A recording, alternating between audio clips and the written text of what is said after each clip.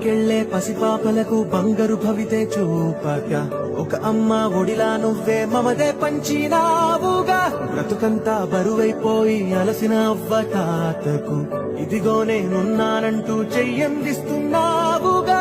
హారే చూపే ఆలోచన ఆకలి తీర్చే నీ ఆదరణ అందరి కోసం నీలో తపన